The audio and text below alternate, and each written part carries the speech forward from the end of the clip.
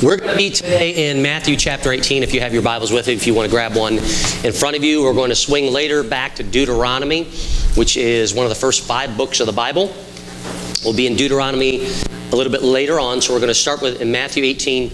And just so that everyone is aware, John, if you could be ready for the video, we are going to talk today, our challenge for everyone here today, the challenge for every single person here today is about being childlike. So regardless of your age, regardless of your gender, regardless of the color of your skin, regardless of any of those things, because God didn't tie those into anything, Jesus didn't tie those into anything. We're going to look at a conversation that he's going to have today.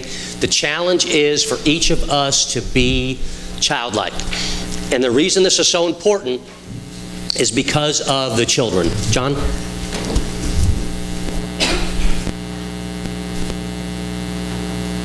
As a kid, I mastered the art of getting kicked out of foster homes. And the fact of the matter is I trusted no one. And looking back, I guess how could I? From the time my parents left me, to the time another foster kid raped me, to the time I was bullied so bad, I tried to kill myself with a bottle of pills. So I'm sitting in the van, in the driveway of this next home, preparing to meet Rodney and Christine from Yukon, Oklahoma. He looks in my eyes and says, "Son, you can keep causing problems, you can keep trying to mess up, you can keep pushing us away, you can keep trying to get us to kick you out of here, but you've got to get it through your thick head, son. We don't see you as a problem. We see you as an opportunity." You see, every kid is one caring adult away from being a success story. March 2015, Harvard's National Scientific Council on the Developing Child released this study saying, and I quote, "Every child who winds up doing well has had at least one stable and committed relationship with a supportive adult." My friend and mentor, Reggie Joyner from Atlanta, taught me to think about it this way. In this jar are 936 marbles. Each one of these marbles represents a single week from the birth of a kid until that kid turns 18 years old. You know, a 16-year-old? You got 104 marbles remaining. Right here, we are looking at time. In fact, you're looking at all the time or all of the weeks you have left to influence this kid, or this kid before they turn 18 and begin making critical life decisions without your presence. What matters isn't how much time you have left with a particular kid that you care about. What matters is what you do with that time left. I mean, consider how many weeks Rodney had left when he bailed me out of jail.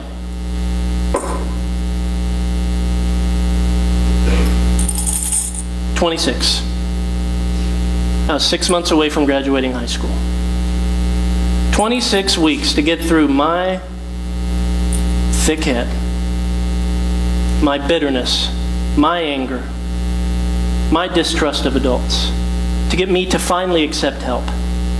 You see, it's not about how much time you have left with that kid you're thinking of. What matters is what we do with that time. If every kid truly is one caring adult, one Rodney away from being a success story, then the challenge is this. The difference between a statistic and a success story is you.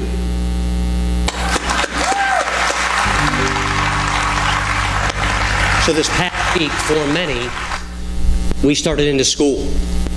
Now some are going to start As a kid, some are going to start a little bit later. Right after Labor Day is our Little People Preschool, which I believe is probably the biggest outreach, the biggest mission that we have here within our church.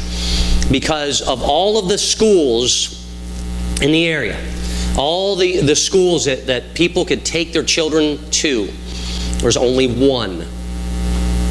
There's only one that teaches about Jesus to their preschoolers, and that's ours. And to every family that walks in those doors, they get to meet Lisa They get to meet Rachel. They get to meet all of the teachers, Sue and all of them. And their entire purpose is to live God's purpose. And that doesn't mean necessarily that they might all come to church here, although some might. It does mean that they're going to hear the message of Jesus and the importance of it. But the best thing about them, if you've never met them, is that they're, first of all, kind. Second, they're caring. But most of all, they're very much childlike. You're going to talk with them, and they're going to smile. They're going to joke. They're going to give hugs. The kids are going to love them to pieces. For those of you who don't know Lisa's dad, there's times where she has to take him. She's actually watching over him. But there's weeks that I have to fill in for her. Not weeks, days that I'll have to fill in for her over the weeks. And so I'll sit in the office. And there's these little kids that aren't even going to school yet. And when they come in, they can't wait to see Miss Lisa. And so they run into the office to find Lisa. And when they see me, they turn around and run right back out. So it's a challenge for me that I need to be more childlike, because I have to start to get to know these kids, and I have to get to know their names. And last year I had a couple of them I got to pray for, but it wasn't enough. Because just like that happens Monday through Friday here, starting the Tuesday after Labor Day, there's every Sunday where your children are also here. Now, it's difficult, obviously, being up front to meet those children, but guess who it's not as difficult for? Everyone that's staring this way. And so we don't want these kids to become a statistic. If we do want them to become a statistic, it's a statistic that's going to point toward God, because they matter. Are the kids going to be perfect? Nope. Are they going to mess up at times? Absolutely. But we have so many marbles, we have so many days, we have so many weeks left to make some kind of impression. But if we're going to make that impression, we need to do it God's way. For some of you, you just put your 5-year-old on a school bus for the first time, and it was tough. You did everything you could to prepare for it. Then the day came, and you did everything you could as far as the emotions and to keep it in check. Now the dads, they were to get through it because we're dads, and we're a little bit better about that. We're excited for that next adventure. But for the moms, because of the bond that takes place between a mother and a child, it's difficult. It's tough, especially that first one. Now, there's always some positive on the other side, is because they come back from school that day. Maybe some of them didn't want to go. Maybe some of them cried. Maybe whatever it might be. But when they got back, some of them actually had a good time. One friend of mine, they put his son on the school bus this week. And I know it was tough on both mom and dad, but this kid came home and he had a girlfriend already after day one. I know, right? Some of you are like that, have younger sons going, okay, look that kid up. Let's find out how that works, right? But now all of a sudden, mom's got 2 jars of marbles and she's got to watch out for her. But they know once that happens that it's going to be just a matter of time for the second child. And then the third child gets on. Because eventually they have to go to what's called this crazy place called middle school. And that expands it even further, because in 5th and 6th grade, there's still some of that innocence. But in 7th and 8th grade, oh my goodness, is it gone. And see, if you build up being childlike, they'll come and share those things with you. And you can have the discussions. And whereas you might be in shock when you hear some of the things that you're going to hear, it's still that opportunity to discuss things with your child. And because we are to be focused on God's kingdom, they're friends and they're teammates and the people that they eat lunch with, because they matter. And I know the reason they matter is because they matter to God. And here's the thing, it won't stop, because then they'll become freshmen. I put a freshman on the bus for the last time.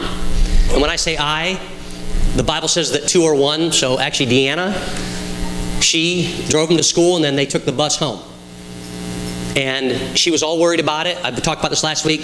You don't cry as the kids get a little bit older, but the girls, they'll cry every single year as they're heading to school, just because I don't want to miss you, or I don't want to leave you, I'm going to miss you, and all those other kind of things. And then the first day of school starts and it's like, who are you again? What was your name? Dad. Oh, that's right, I got you. But there's different things that take place. When you're putting a boy on the bus or sending a boy to the freshman year, you're like, please no upperclassmen, decide to make a name for yourself and try and beat my kid up. And if it's a girl, you're like, please upperclassmen, do not hit on my daughter. So completely different mindset. But either way, it's a new adventure for them. And when they come home, there's that excitement about it because they're being childlike. And then something happens, and it's called turning 18. And all of a sudden, adulthood hits. And so these marbles that had seemed so high in the jar, all of a sudden they get down to, and as the guy talked about, he had 26 left. I have a son now, and after today, we have 2 marbles left. 2 marbles. That's it. Now, he has to go through a school year to the end of the year, and we'll have that time together. And my goal during that entire time is to be childlike. Not to be childish, but to be childlike enough in my faith to enjoy those conversations and to help him grow. Because see, I have another one that's going to be turning 21. So from 18 to 21, there's how many marbles? And I have another one that's starting into grad school, who's 22. And then he's going to start hitting all different kinds of things. There's always going to be marbles in the jar. But it's so important when we have the marbles there not to waste those weeks and not to waste that time. And Jesus talked about this because the children were so important to him that he had this discussion. So some of you are here sitting here going, man, my kids are grown. And I even have grandkids that are older than that age. Some of you are sitting here going, you know what? It's the teenage years. I did everything I could to the teenage years, and I don't really know if they want to listen to me anymore, so I'm just going to wait until they hit a certain age, and then I'll re-engage with them. And so we start to make excuses in different ways. God never intended for any of us to do so. Because when we do that, we stop growing in our faith. And when we stop growing in our faith, how in the world will these young people grow in theirs? Matthew chapter 18. Jesus addresses this because it's so important regardless of the age your child is and regardless of the age that you are. Starting right at the beginning of Matthew chapter 18. And here's the amazing thing about this. Jesus has just gone through what's called the Transfiguration. They're up there and he's telling them, hey, I'm going to be walking to my death. So they know about this. And here's heaven, and here's what's going to go on in heaven, and he shares all these things. Now here he is with his disciples. And they're talking about the greatest in the kingdom of heaven. Now this is a title. This is not in the Bible. This is a title that's put in the Bible. 18 verse 1, it says this. At that time, the disciples came to Jesus and asked. So that means that they were having a discussion away from him. And in the discussion, they couldn't come to a resolution. So they said, okay, if we're going to ask, then we need to take this to the teacher. So in life, when we have issues that are going on, when we have struggles that are going on, at some point, sometime, we make the decision to take this to the teacher. We struggle with this sometimes because sometimes we're too far into it. We're like, man, why did I just stop to pray? Why did I stop to turn to God? But eventually, we take this to the teacher. Take this to Jesus and ask, who is the greatest in the kingdom of heaven? So who's the greatest? And this is an argument that we have in everything. Who's the greatest? MJ or LeBron? Who's the greatest? Mike Tyson or Muhammad Ali? Who's the greatest? And we pick whatever it is that we enjoy. The greatest movie, the greatest TV show, the greatest sitcom, the greatest one line in a movie, the greatest. We pick that. Because we all want to rank those. And in this world, we're taught to do so. And some of us feel that even through God's Word that we're taught that. Because, hey, when there was the commandments, there were the 10 commandments. And they weren't ranked 1, 2, 3, 4. They were given 1, 2, 3, 4 to 10. But if we really look at the commandments, there's over 600 of them. It's just they could all fall into those 10 categories. In our mindset, we've all gotten to the point to where we rank things. So these guys were no different. As kids, you do this. Hey, Dad, who's your favorite kid? If you have multiple kids, you've had this discussion before. It's tough if you have one boy and one girl, right? Excuse me. I have 3 boys and 1 girl. That's my boys. They know. Ask my boys, who's my favorite kid? It's Becca. Some of you are going, oh my goodness, are you kidding me? Did you just say that out loud? You dang right I did. You know why? Because she's going to be the one that's going to visit me if I ever end up in a nursing home. I mean, it's that simple. Now, if the other boys go, Dad, I'll visit you in the nursing home, they've moved up. They'll have that chance. They'll have an opportunity. But honestly, we don't have a favorite child. We have favorite children in situation. There's a favorite child when we do certain things, and there's a favorite child when we do other things. We don't have a favorite. We love them all. We try to love them all individually, and we try to make them all our favorites for the things that they love to do, and that's part of being childlike. But here are the disciples, and they're coming to Jesus, and they're like, which one of us is going to be the greatest in heaven? So if we look at the person next to us, or our spouse, or our kids, well, is that person going to be greater in heaven, or am I going to be greater in heaven? And so we get this focus of the eternal, but sadly, we're still living in the temporary. Think about that again. We get this focus on the eternal, and many times we forget that we're living within the temporary. So now he's told them, you're going to die and you're going to go to heaven if you're a believer. And they're like, that's really cool. I love that promise. But which one of us will be the greatest? And so Jesus is literally realizing that the people that are closest to him are so focused on being a celebrity that they've lost focus on serving others. They're so focused on, look how great I am, that they're not looking at, look how great God is. And we all get there at times. It's nice to have the name up in lights. It's nice to be the one recognized. It's nice the one to get the promotion. And the reality is, it doesn't always happen. And then we complain about it. And guess who's watching? Our kids. Are we teaching them to be childlike in their faith and be childlike in the discussions they have and be childlike with the people they deal with? Because right now, these disciples aren't being childlike. They're being childish. And there's a huge difference. Now, as a parent, there are times we've got to teach. As a parent, there are times we've got to sit someone down. As a parent, there are times we've got to have those discussions, and they're important to have. But if we could just take a page what Jesus is sharing today to be childlike in that faith and that we're teaching along the way, then it doesn't matter when they turn 5 or 10 or 15 or 25. Because we've taught them not just about Jesus, but Jesus' ways to share with them. And they'll come to us. Verse 2, he says, he called a little child and had him stand among them. So here are all these adults, and bring me that kid over here. Bring me this child here. He stands amongst them and he said, I tell you the truth, unless you change and become like little children, you will never enter the kingdom of heaven. So in their mindset, it's like, oh, okay, then I have to be a child to enter the kingdom of heaven. This is not what Jesus is saying at all. See, children will trust no matter what.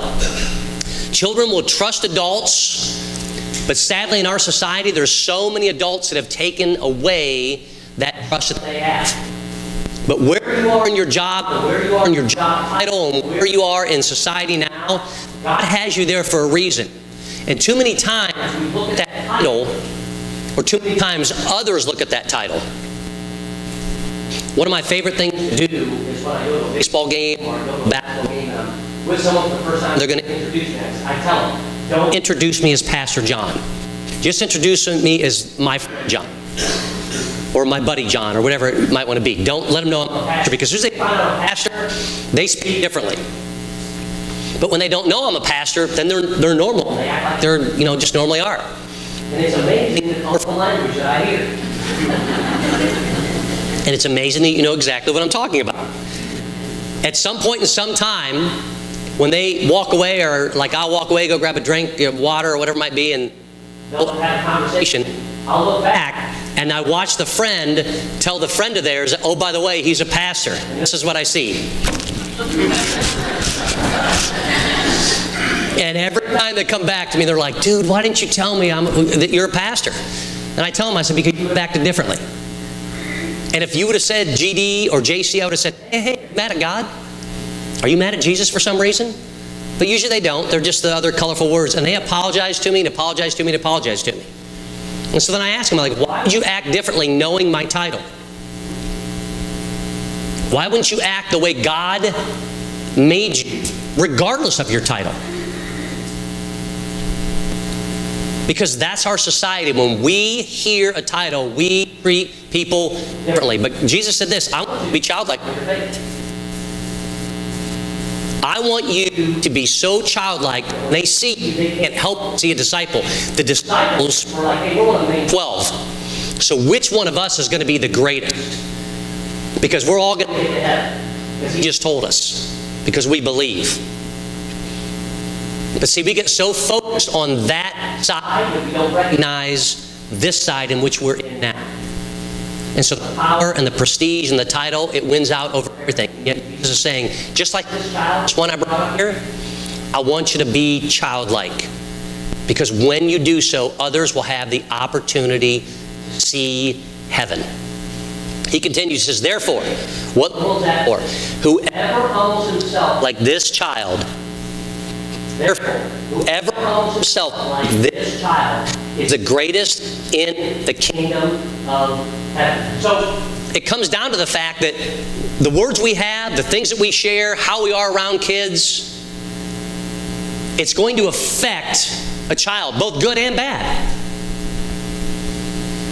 Many times we expect our kids to be so perfect that we forget that we're flawed and we're not perfect. But if I just teach you all the right ways, then you'll be perfect. And then we're not, we jump on them about it.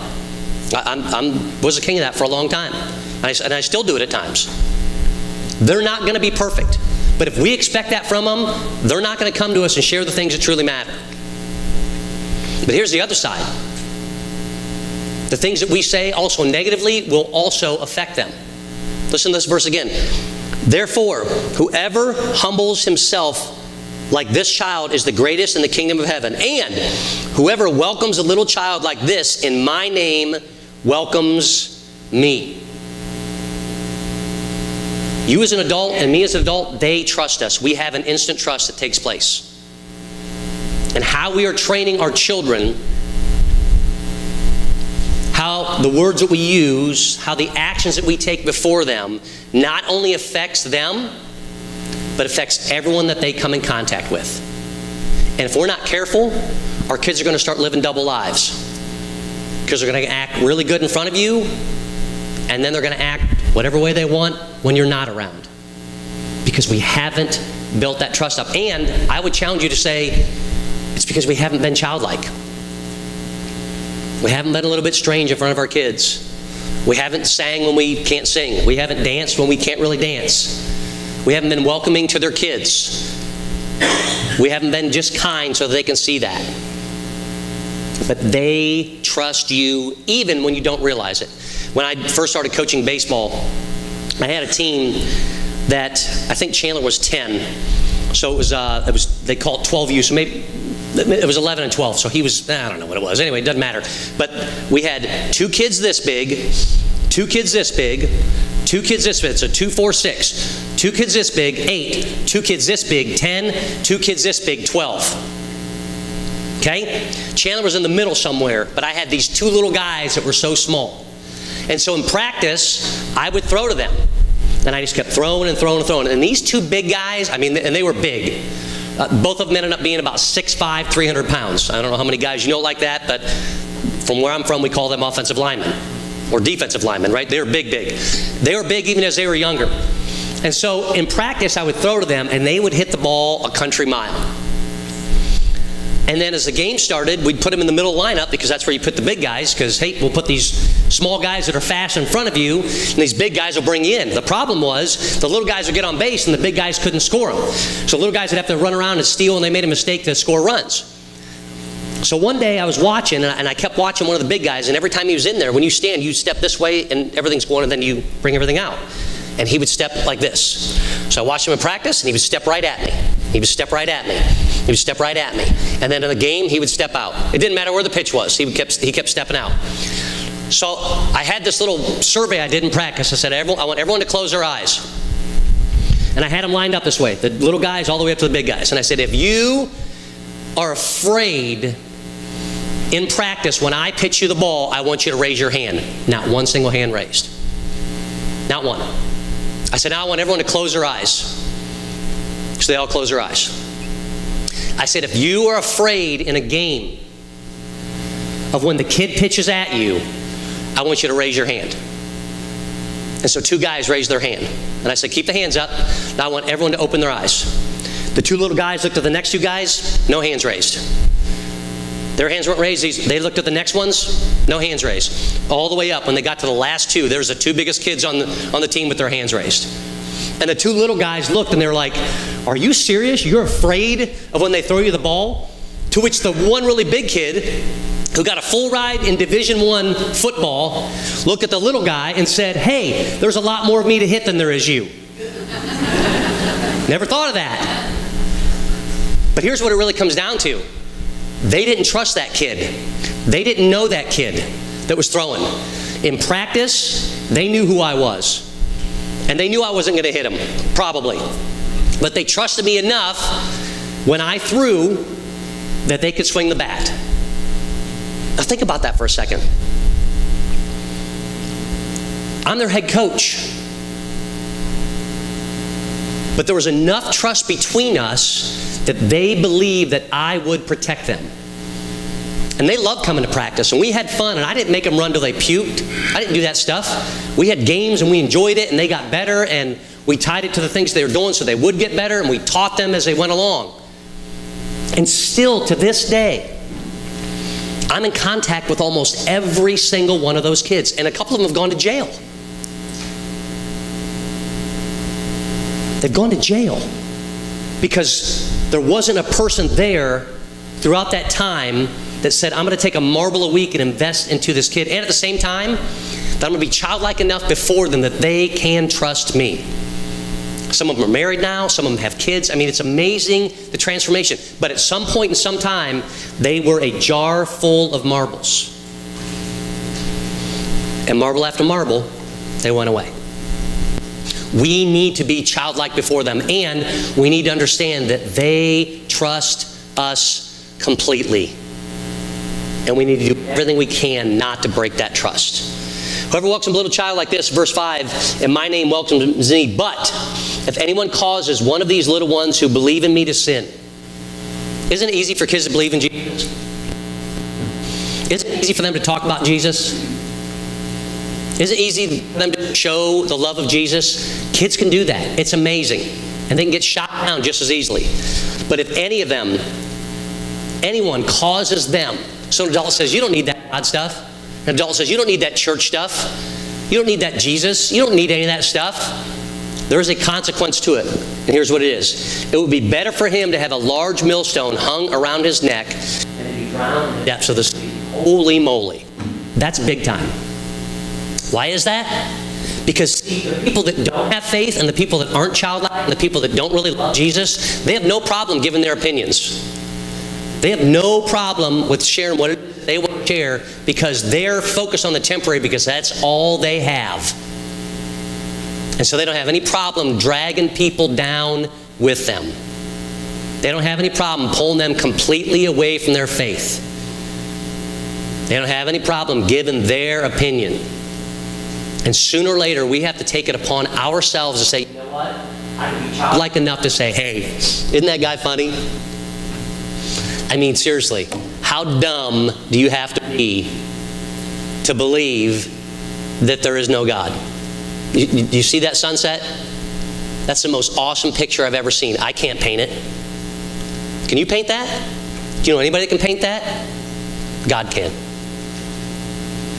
You know, it's so funny when people rip on Jesus. It's amazing because everywhere I find about Jesus, no one ever called him a lunatic. No one ever called him a liar. But that guy, he doesn't want to believe in him enough. You know what Jesus did? Jesus just loved the children. He just loved people. In their darkest hour and their most biggest struggles, and when it was time to have blessings, when it was time to enjoy, he just found a way. He didn't have to yell and scream and put them down and call them names. He was childlike enough before them that they couldn't help but want to learn. I feel bad for that guy. It saddens me when I hear someone rip on Jesus like that because Jesus is the kindest person I've ever known. Remember that, because he's always going to be kind to you. I mean, this is just a conversation we can have with a kid at any time that is being beat up for their faith. Because God's love will conquer all those things. But for those that want to rip on it, yeah, I tried that Jesus thing once and it didn't help me out.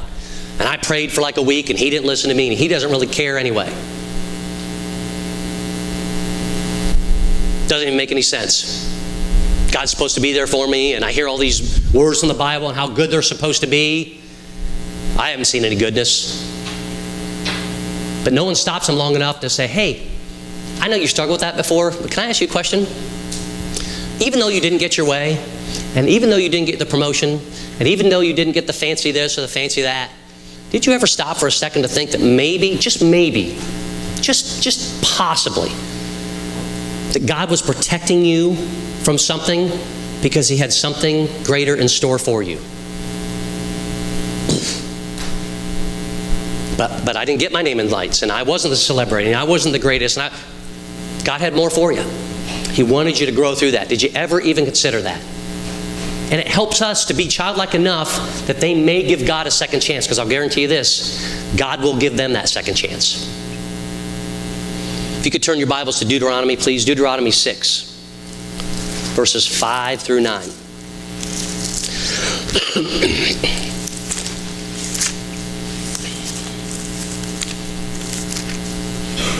I'll read this from the screen here, John. Moses, these are the sermons of Moses. They're all put together in the book of Deuteronomy. So if you're ever like, well, what did Moses have to say? And just so you know, Moses didn't want to be a speaker. They believe Moses stuttered. He didn't want to do it. God said, I want you to speak. He's like, yeah, I'm not really qualified. Like, no, I want you to speak. He's like, I don't know if that's such a good idea. And finally he followed because he had a guy alongside of him who said, man, you can do this because God said you can. He said this, he said, love the Lord your God with all your heart and with all your soul, and with all your strength. We know that. How much should we love God?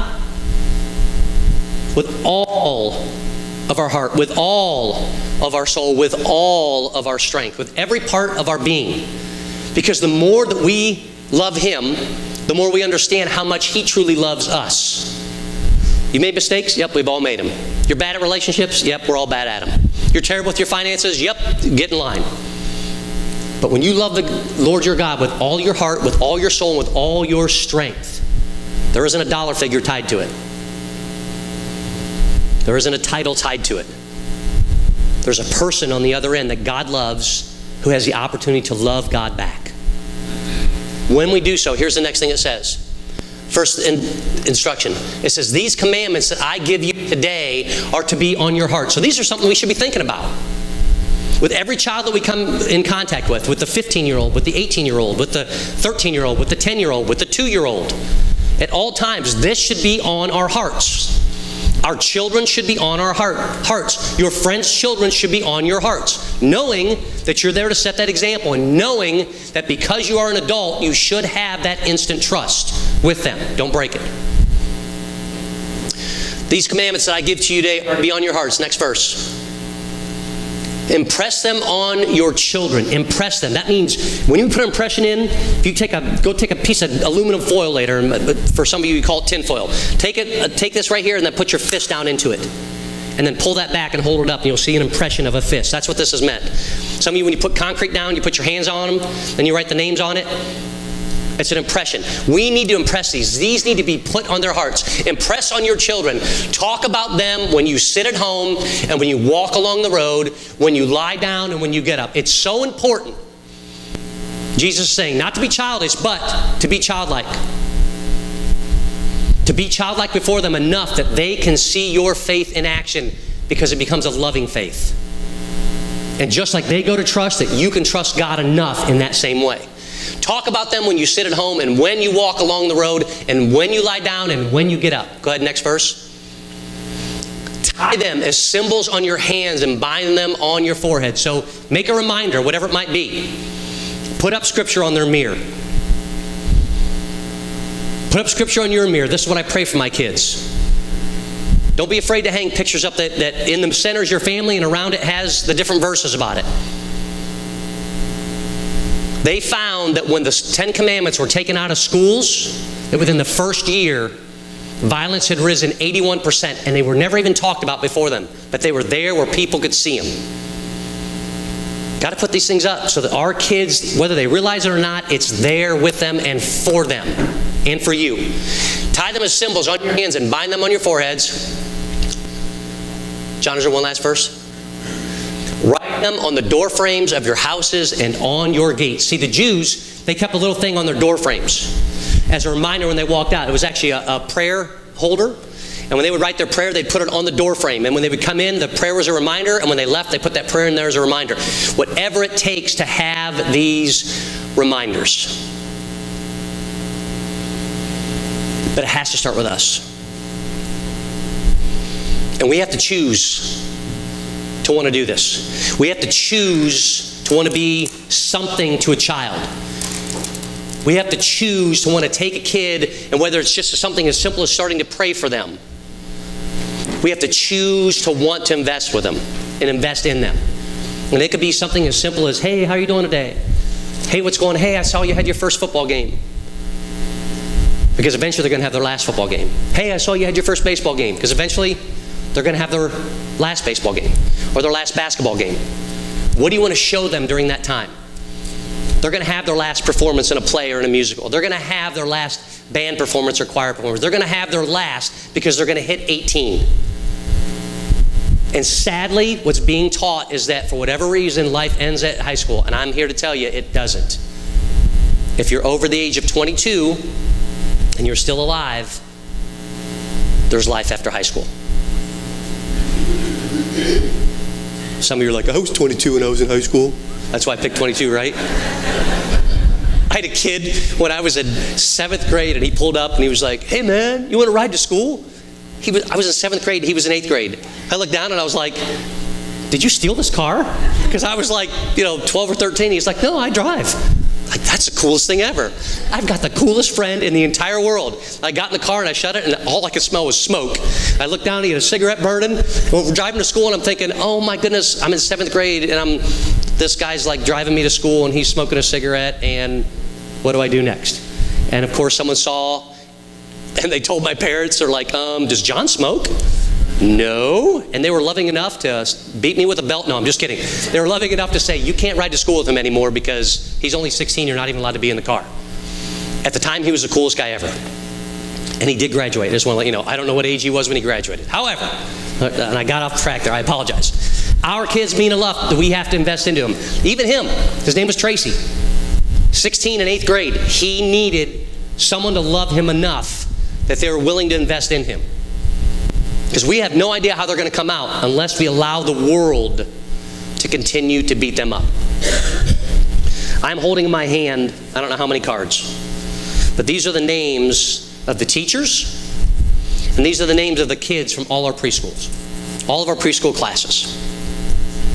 And so at the end of service, I'm going to be standing out here, and I'm going to be standing like this, just like this.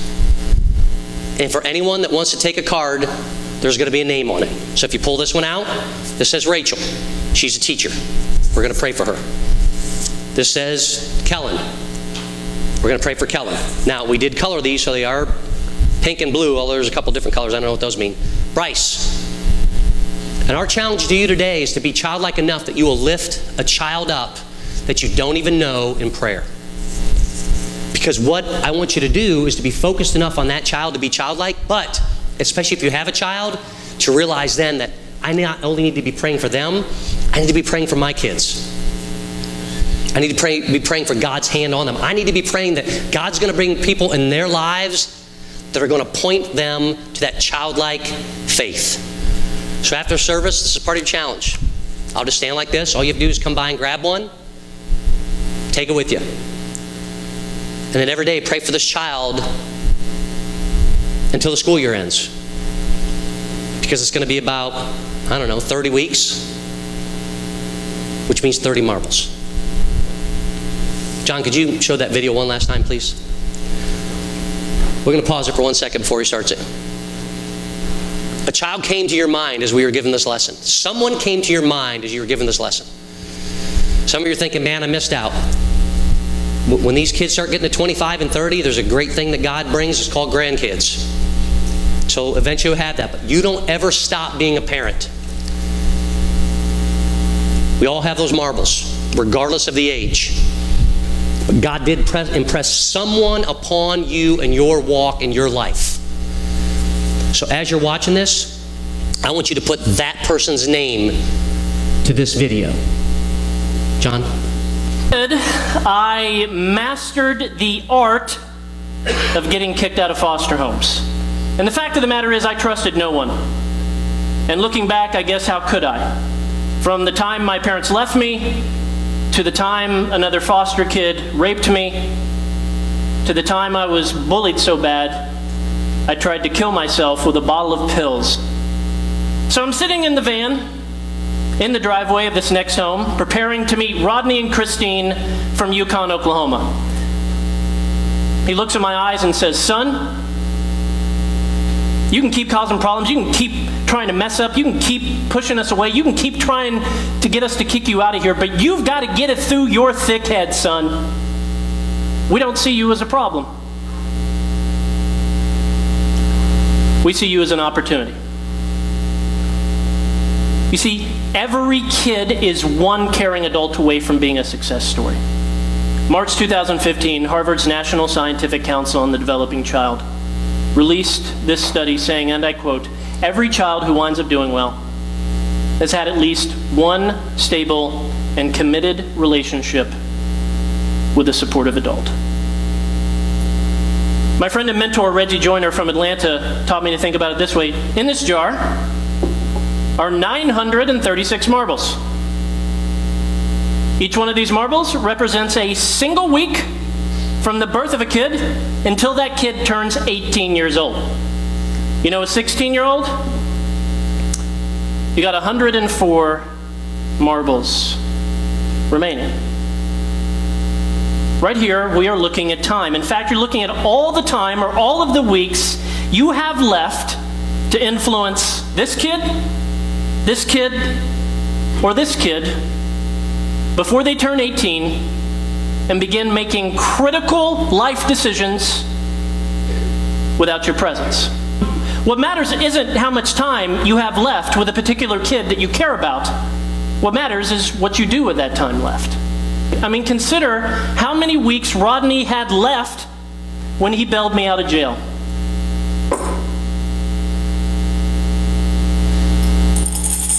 26. I was 6 months away from graduating high school.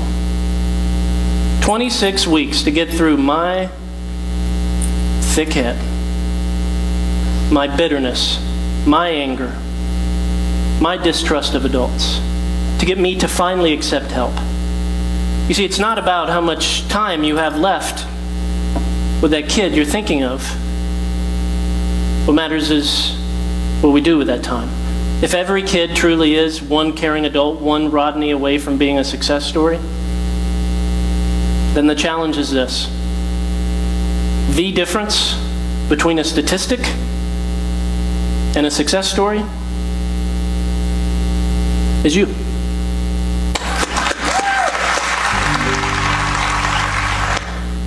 Proverbs 22, verse 6 says, "Train up a child in the way he will go, and when he is old, he will not depart from it."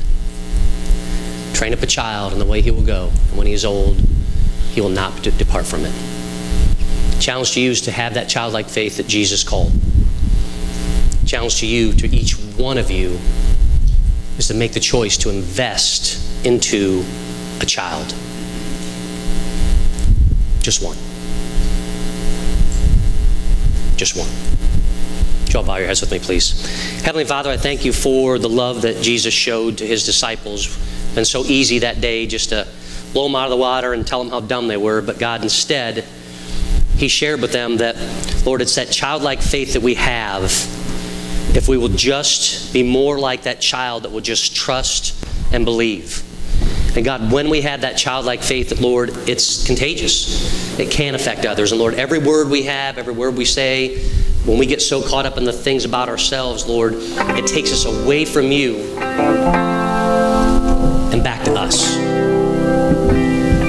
Lord, our teenagers matter. Lord, our middle schoolers matter. Lord, our elementary school kids matter. Our preschoolers matter. And these young kids, toddlers, infants, Lord, they truly matter. God, would you help us to take it upon ourselves as the school years dive back in to make a difference in just one child's life. Lord, we love you and we thank you for this time together. I pray that as we get up and have this opportunity to lift our voices and our hearts to you, that Lord, whoever it is that you put upon our heart, that God, that we would choose to invest in them one day, 1 week, one marble at a time. We love you. It's in your name we pray. Amen. Would you all please...